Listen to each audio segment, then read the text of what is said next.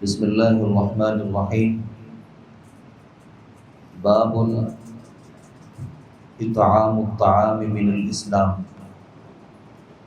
باب ہے کھانا کھلانا اسلام کے کاموں میں سے ہے۔ حدثنا عمرو بن خالد قال حدثنا الليث عن يزيد عن ابي الخير عن عبد الله بن عمرو رضي الله عنهما أن رجلا سأل النبي صلى الله عليه وسلم أي الإسلام خير؟ قال تطعم الطعام وتقرأ السلام على من عرفت ومن لم تعرف۔ عبداللہ ابن عمر رضی اللہ عنہما سے روایت ہے، ایک آدمی نے سوال کیا نبی صلی اللہ علیہ وسلم سے، ای الاسلام خیر، کون سا اسلام سب سے بہتر ہے؟ تو آپ نے فرمایا تطعم الطعام، کھانا کھلائے، وتقرأ السلام، اور تو سلام کرے، علی من عرفت ومن لم تعرف، اسے جسے تو جانتا ہے اور اسے بھی سلام کرے جسے تو نہیں پہچانتا۔ کتاب الایمان میں امام بخاری رحمۃ اللہ علیہ ان کاموں کو ذکر فرما رہے ہیں جن کاموں کا ایمان کے ساتھ تعلق ہے۔ تو گویا ثابت یہ کرنا چاہتے ہیں کسی مسلمان بھائی کو کھانا کھلانا اور کسی مسلمان کو سلام کرنا یہ بھی ایمان ہے، اور یہ بھی ایمان کے کاموں میں سے ایک کام ہے۔ تو سب سے پہلا کام ہے کھانا کھلانا۔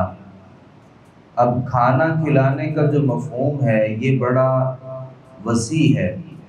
کسی مسکین کو کھانا کھلانے کا بھی اجر ہے، کسی مسلمان بھائی دوست کو کھانا کھلانے کا بھی اجر ہے، اپنے رشتہ داروں کو کھانا کھلانے کا بھی اجر ہے، اور اسی طریقے سے کوئی آدمی اپنی بیوی کو، اپنے بچوں کو کھانا کھلاتا ہے۔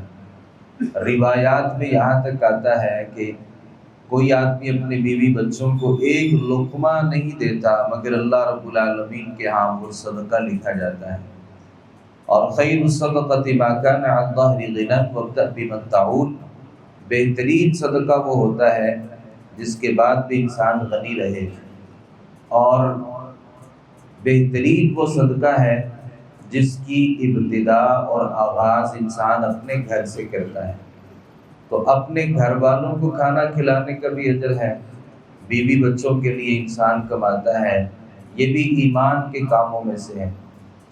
اور اسی طریقے سے یہ جو کھانا کھلانا ہے اس پہ مسلمان اور غیر مسلم یکساں ہیں، برابر ہیں۔ جیسے مسلمانوں کو بھوک لگتی ہے ویسے ہی کافروں کو بھی بھوک لگتی ہے۔ تو کوئی آدمی کسی کافر کو کھانا کھلا دیتا ہے تو اس کا بھی اللہ رب العالمین کے ہاں اس کو اجر ملے گا، اس کو صلہ ملے گا۔ البتہ یہ دیکھا جائے گا کہ ضرورت کس کی زیادہ ہے۔ اگر ضرورت کسی مسلمان کی ہے اور ایک طرف ضرورت کسی کافر کی ہے تو پھر ترجیح جو ہے وہ مسلمان کو دی جائے گی، کیونکہ اللہ رب العالمین کے ہاں اس کا مقام بڑا ہے۔ یاد رکھیے گا یہ جو کھانا کھلانا ہے لوگوں کو، انسانوں کو، ان کا تو اجر ہے۔ انسان کسی جانور کو کھانا کھلا دیتا ہے نا، اس کا بھی اللہ رب العالمین کے ہاں اجر ہے۔ اور انسان کسی پرندوں کے کھانے کا اہتمام کر دیتا ہے، اللہ رب العالمین کے ہاں اس کا بھی اجر ہے۔ یعنی پرندے کے لیے کسی نے کھانا رکھ دیا اور کسی نے پینے کا پانی رکھ دیا، اور اس کا بھی اللہ رب العالمین اس کو اجر دیتا ہے۔ یہ ہمارے جو درخت ہوتے ہیں، درختوں پہ جو پھل لگے ہوتے ہیں اور پرندے آتے ہیں ان درختوں سے پھلوں کو کھا لیتے ہیں، جبکہ وہ درخت میری ملکیت ہوتا ہے، مجھے اس کا علم بھی نہیں ہوتا۔ میں اپنے گھر میں موجود ہوتا ہوں، میرے درخت سے کوئی پرندہ کھا لیتا ہے اور میری نیت اس میں اچھی ہے تو اللہ رب العالمین اس کے کھانے کی وجہ سے میرے نامہ اعمال میں اس کا ثواب پہنچا رہا ہوتا ہے۔ تو یہ ایمان ہوتا ہے کہ کوئی آدمی کسی کو کھانا کھلائے۔ پچھلی روایت میں ہم نے پڑھا تھا کہ نبی صلی اللہ علیہ وسلم سے سوال کیا گیا کون سا اسلام افضل ہے، تو آپ نے فرمایا کہ افضل اسلام یہ ہے آپ کی زبان آپ کے ہاتھ سے دوسرا مسلمان محفوظ رہے۔ یہاں صحابی نے سوال کیا کیا کون سا اسلام خیر ہے، بہتر ہے، تو گویا سوال دونوں ایک ہی بنتے ہیں، جبکہ آپ نے دونوں کے جواب الگ الگ دیے۔ اور بسا اوقات ایسا ہوتا ہے کوئی صحابی نبی صلی اللہ علیہ وسلم سے بہترین عمل کے بارے میں پوچھتا ہے تو آپ اسے ہر دوسرے آدمی کو پہلے سے مختلف جواب دیتے ہیں۔ اس کی وجہ کیا ہوتی ہے؟ پہلی وجہ تو یہ ہے کہ جو آدمی کسی مسلمان کو کھانا کھلاتا ہے نا، سلام کرتا ہے، تو یقینی بات یہ ہے کہ وہ اس سے نہ تو اپنے ہاتھ سے تکلیف دیتا ہوگا نہ اپنی زبان سے تکلیف دیتا ہوگا، گویا کسی کے ساتھ اچھا سلوک کرنے میں ساری ہی چیزیں آ جاتی ہیں۔ اور دوسرا جواب یہ ہوتا ہے جیسے ایک مریض کسی ڈاکٹر کے پاس آتا ہے اور اس سے کسی دوا کی تجویز کرتا ہے اور ڈاکٹر اسے کہتا ہے کہ تمہارے لیے یہ کھانا بہتر ہے، یہ کھانا بہتر نہیں ہے، تو وہ مرض کے اعتبار سے ہوتا ہے۔ ممکن ہے اللہ کے نبی صلی اللہ علیہ وسلم سے جس نے سوال کیا تھا کون سا اسلام افضل ہے، تو آپ نے کہا کہ تیری زبان اور تیرے ہاتھ سے دوسرے مسلمان محفوظ رہیں، ممکن ہے کہ اس کی زندگی سے یہ خطرہ ہو کہ یہ لوگوں کو تکلیف دیتا ہے، تو آپ نے اس کے حساب سے اس کو جواب دیا۔